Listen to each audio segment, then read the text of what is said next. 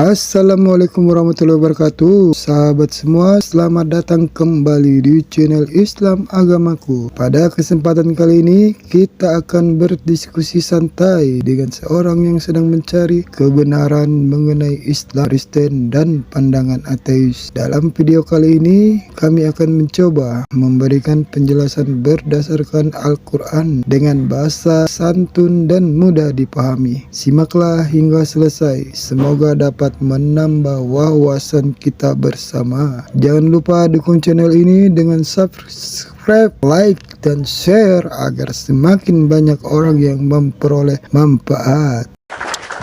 Ada apa bang? Bukan Islam, bukan Kristen, lalu minta naik. Abang penasaran apa nih? Mau nanya kah? Silakan. Mau bertanya. Sebelum ini saya dari Sabah lah. Dari Sabah, Malaysia. Ngerti bahasa Indonesia kan? Ngerti.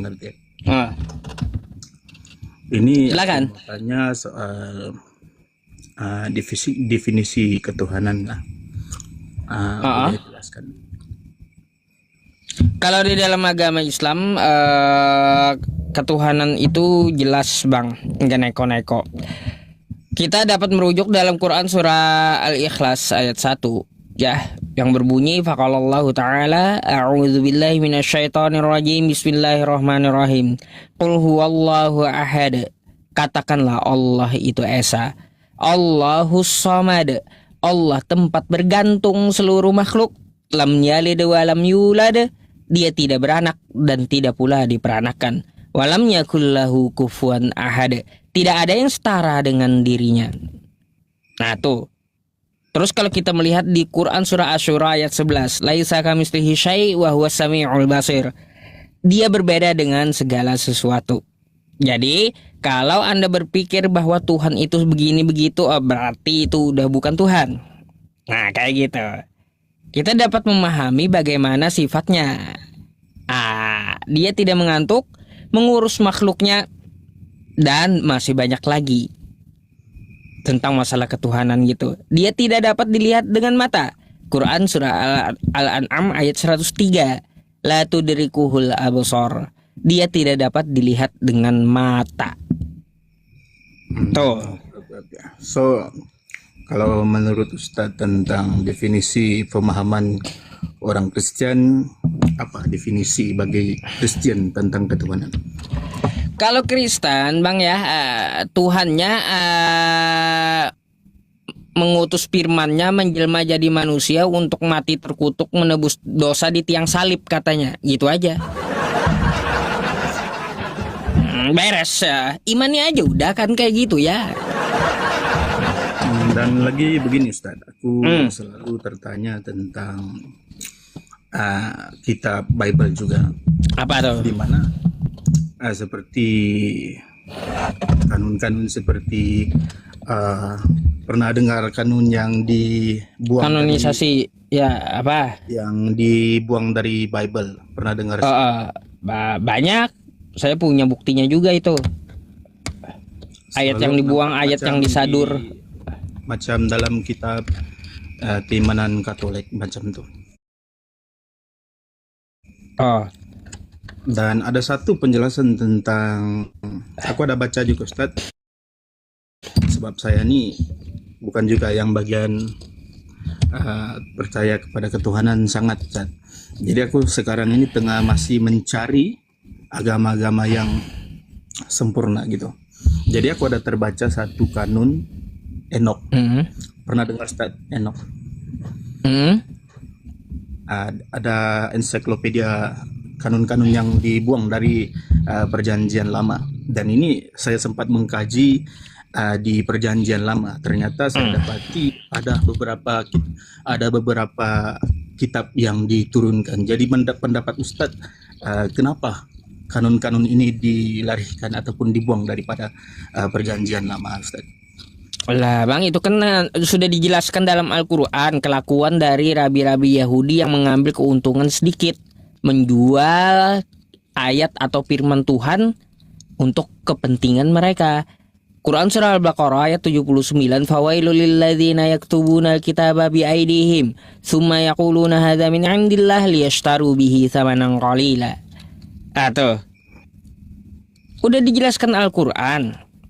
Jadi nggak perlu heran Jadi lagi. kalau pendapat Ustadz, kenapa kanun ini dilarihkan? Adakah kanun-kanun yang dibuang ini sebenarnya betul atau macam mana menurut pendapat Ustadz? Jadi gini Bang ya. Kalaunya kita melihat kanon-kanon yang dibuang terdahulu, mereka nutupi kebenaran. Yang dimaksudkan apa? Yang dibuang itu yang merugikan bagi mereka. Contoh, nubuatan Nabi Muhammad ya dibuang gitu, merugikan. Gitu Bang. Jadi kalau maksudnya menurut pendapat Ustadz, yang kanun-kanun yang telah dibuang ini adalah benar macam gitu. Jadi yang di kanon-kanon itu adalah sesuatu yang disembunyikan, kan sudah dibilang. Ada yang disembunyikan dari ahli kitab itu. Jadi adakah kanun itu menurut pendapat Ustadz adalah kanun yang betul, tetapi sengaja dibuang oleh para pendeta-pendeta? Ya kalaunya betul atau tidaknya kan kita nggak bisa ngecek gitu ya Bang ya. Nggak bisa ngecek. Ya nggak bisa kita cek isinya apa kan juga yang dibuang itu. Pokoknya yang merugikan bagi dia buang udah gitu. Macam gitu. So pendapat Ustadz mungkin betul atau mungkin salah atau macam mana?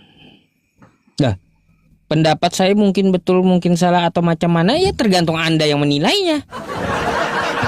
Kok malah saya menilai sendiri, aneh ya teman-teman ya. Aduh. Jadi begini lagi Ustadz, menurut pandangan Ustadz lah tentang teori-teori ketuhanan Ustadz. Sebab saya ada juga masuk ke agama Islam dan ada juga masuk ke agama Kristen dan ada juga masuk ke atheist, Scientology. Jadi menurut Ustaz, teori Darwin sebenarnya bercanggah dengan ketuhanan atau macam mana? Kalau teori Darwin itu nggak masuk akal gitu. Masa manusia dari monyet berevolusi dari zaman ke zaman jadi manusia, nggak masuk akal. Al-Quran mengatakan bahwa manusia itu diciptakan zaman pertama Nabi Adam, diciptakan kayak gitu. Dari apa? Dari tanah. Gitu. Dan lagi mau tanya lagi satu Ustadz. So jadi sebelum ini berkaitan dengan tajuk yang Ustadz ajukan ini, iblis banyak jasa ke Kristen. Boleh terangkan secara ringkas Ustaz, mengapa Ustaz berkata sedemikian? Jadi ya Bang ya, di dalam kitab kekristenan kita dapat merujuk ke Yohanes 13 nomor 2. Di situ iblis membisikkan ke dalam hati Yudas agar mengkhianati Yesus dan terjadilah penyalipan. Nah, di situ ada jasa iblis dalam membisiki hati Yudas dan merasuki Yudas. Sehingga terjadilah penyalipan. Oh, macam gitu Ustaz. So, iya. Satu pertanyaan yang terakhir lah. Pertanyaan terakhir, apalagi? Pertanyaan terakhir nih mengenai surah Al-Baqarah. Ayat 30 kah atau macam sebelum begitulah. Ketika dialog antara Tuhan dengan para malaikat. Jadi kan di situ kalau salah tolong perbetulkannya Ustadz. Di situ saya dapat ada satu ayat yang ketika malaikat berdialog dengan Tuhan Allah tuh, di mana dia mahu mencipta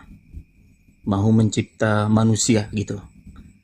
Jadi bisa Ustadz jelaskan mengapa para malaikat sudah mengetahui ciri khas manusia ini yang berdarah dan membuat kerusakan Ustadz.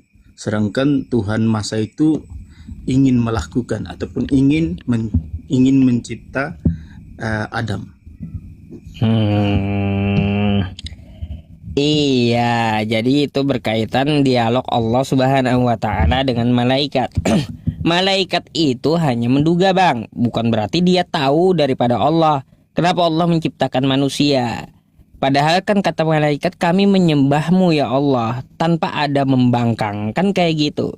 Coba lihat ciptaan yang baru ini, ya, yang kau tempatkan sebagai khalifah di muka bumi, mereka akan membuat kerusakan di muka bumi.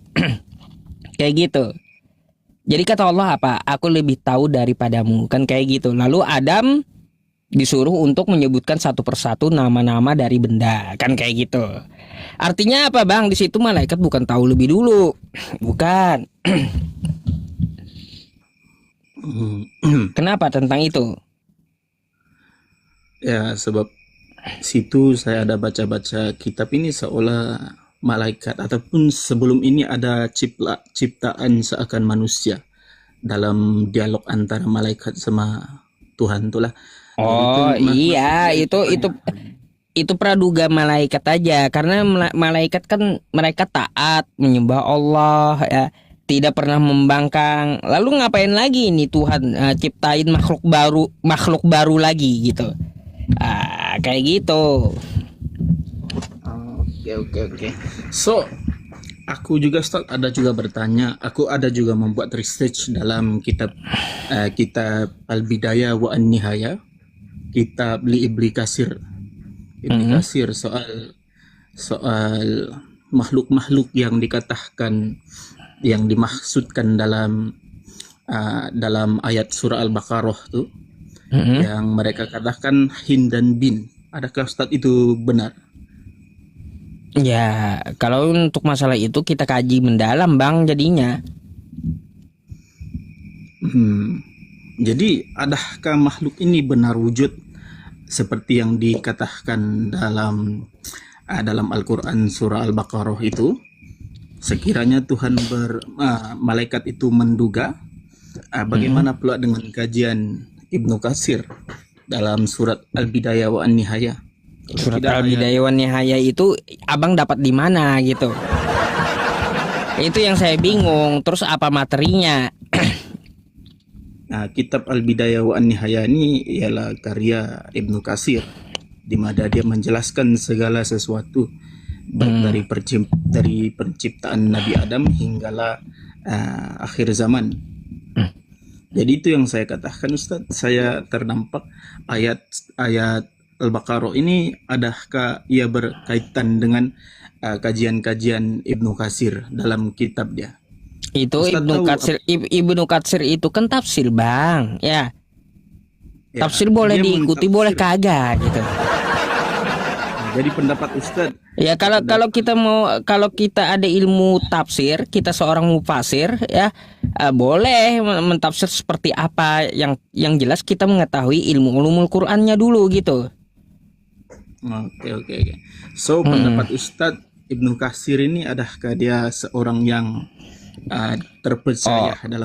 Kalau saya no comment, Bang, yang kayak gitu. Kalau tafsir dengan tafsir yang lain banyak gitu. Terserah, itu pilihan. Mau kita ikut yang mana gitu. Bukan berarti harus menyalahkan satu persatu dari mufasir, enggak. Jadi adakah Ibnu Katsir ini seorang yang menurut pendapat Islam ia disepakati termasuk dalam penterjemah ataupun penafsir keislaman, atau macam mana, Ustaz? Ya, beliau memang ulama mufasir, Ibnu Katsir itu. Jadi Ustadz sudah pernah membaca ataupun telah mengkaji? Iya, banyak Ibnu Katsir itu saya baca karya beliau dalam mentafsirkan Al-Quran. Tafsir itu banyak, Bang, bukan cuma satu. Jadi kita tinggal memilih mau ikut pendapat yang mana gitu. Ikutlah pendapat mayoritas. Oke. So jadi pendapat Ustadz sebenarnya Ibnu Katsir ini memang salah seorang, apa kamu panggil mufasir, penterjemah setiap bukan penterjemah dengan pentafsir beda.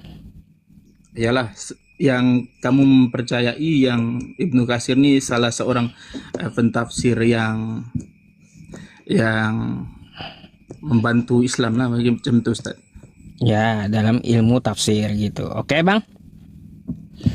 Oke Ustaz, sebelum itu jadi saya rasa itu saja Ustaz, dan sebenarnya saya akui memang saya seorang yang ateis, memang sedang mencari kebenaran.